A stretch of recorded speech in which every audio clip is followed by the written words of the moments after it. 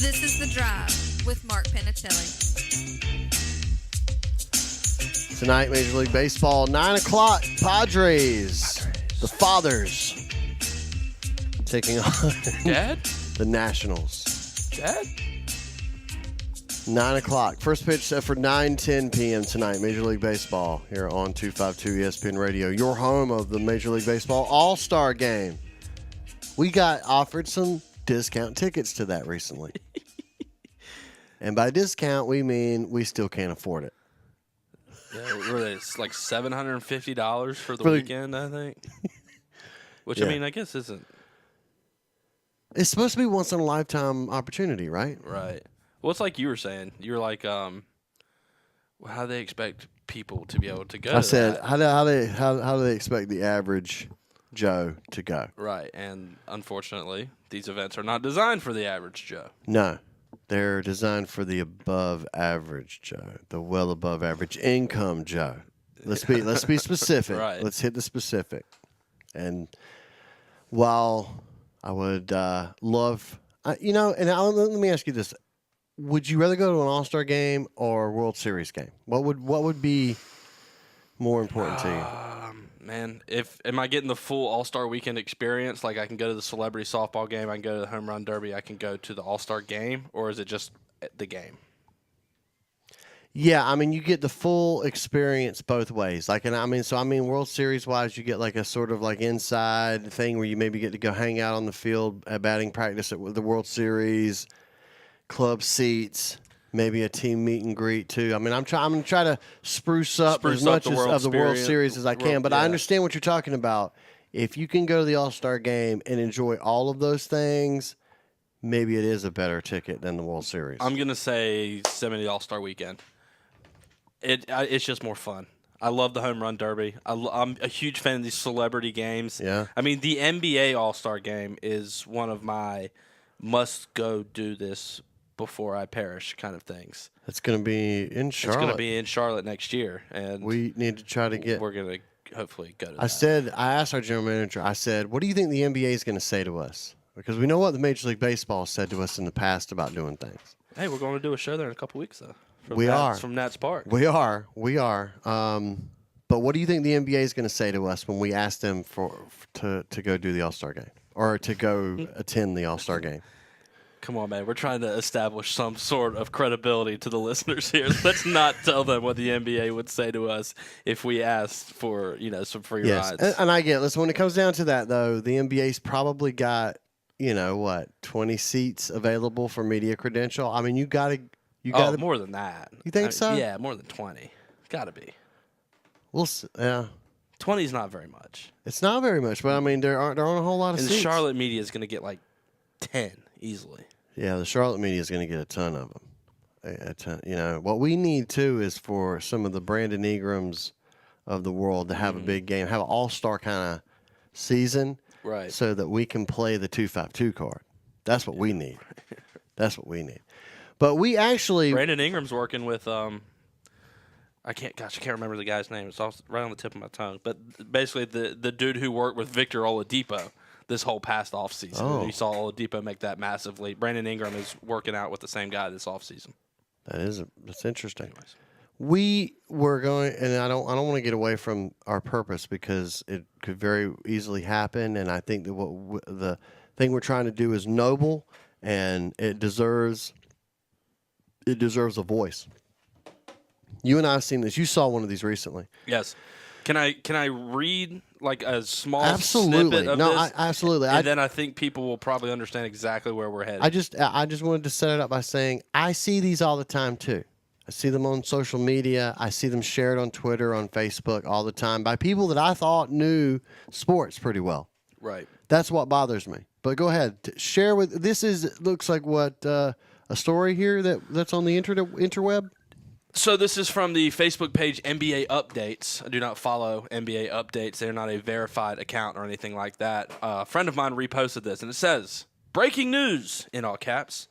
After having a confrontation with his teammates and denying to attend or play for the Spurs playoff run, Kawhi Leonard has been traded to the Boston Celtics for Gordon Hayward and the Celtics' first round Whoa. pick of 2019, which was originally the Kings pick, and the Celtics acquired that from the Sixers. So Kawhi Leonard to Boston for Gordon Hayward and a 2019 first round pick. This trade will be approved this summer. So NBA Updates is reporting that the Celtics are trading Gordon Hayward For Kawhi Leonard. for Kawhi Leonard, and there's some picks involved, right? Yes. This is stupid. This is Should absolutely have never ridiculous. given you this video. Let me just point out for a minute that I didn't know if you knew this or not, Sam, but there's a trade deadline in the NBA. Did you know this? I did. Now, But they're saying that the trade's going to be approved this summer, that it's already kind of been it's formulated. been formulated, but they haven't passed it through. Right. Did you also know that you cannot not only not trade, but not even talk about trading a player who's injured? Yes, I specifically remember Magic Johnson being fined a large amount of money for simply saying that Giannis Antetokounmpo is a good basketball player, and that led to a tampering fine. So if someone in Boston and someone in San Antonio, if there was actual knowledge that there was a conversation and a trade had taken place, both franchises would be in big trouble, right? That's what we're. Yes. The problem, as I said, here's my other problem. Even if something like this is speculated about, don't you think the problem with this is if you're one of these people posting one of these stories, I know I get it. Maybe ESPN doesn't always have all the answers. Maybe Fox Sports or NBC Sports, they don't have all the answers. But I'm going to guarantee you, if they aren't piggybacking that same story somewhere, it's probably not true. Right?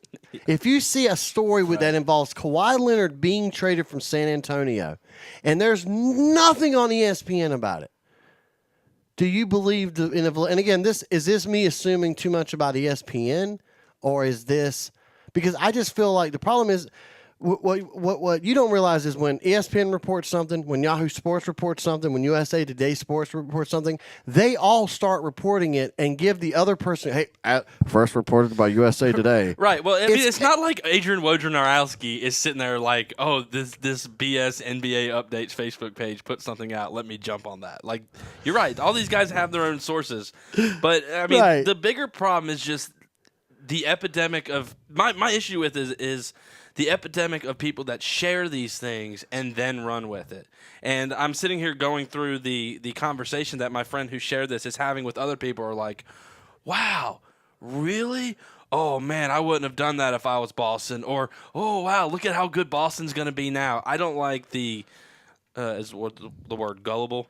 Yes. I don't like how gullible some of these people are when it comes to posts like this. And see, this is what happens. I don't know if you've ever been in a sports conversation where someone brought something up that didn't make any sense that you'd never heard of, and you were like, nah, I've never heard anything about that. My thought now is they must have read one of these fake sports news stories and just ran with it. You know, man, it's kind of weird that Kawhi ends up in Miami. I had read during the offseason that they had already made a deal in Boston. People, it's time for fake sports news to stop. You think fake news is affecting the world? Well, fake sports news is also affecting the world. Fake news in general. The other thing that makes me sick is this thing about tagging celebrities in your hometown thing. Have you seen this? Where it's like Keanu Reeves said some interesting things about New Bern. Did he? And he never did.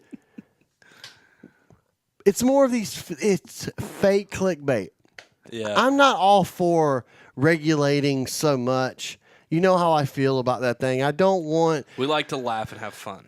Yes, Okay with the joke. Absolutely. But can you put if you're an NBA Updates, can you put we're a satirical website that likes to poke fun or speculate ridiculous NBA stories? Yeah. Don't you think that's fair to ask? It's kind of funny. Don't present yourself as a real entity. Well, I think no, they shouldn't have to do that. It should be up to the discretion of the people, and people should be smart enough.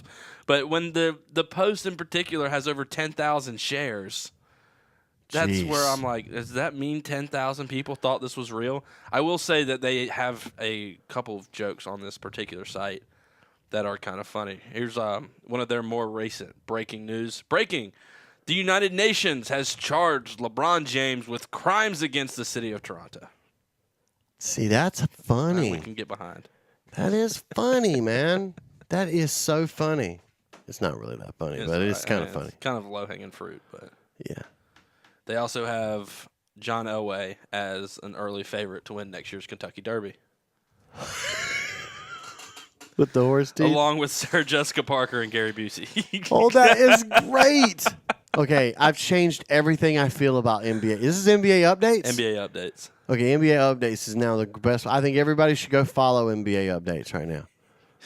Oh, I'm not going to use that joke, but that's funny. They have a bad one up there? Yeah. Well, okay, at your own discretion, go check out NBA updates. We need to take a break. Let's do that now.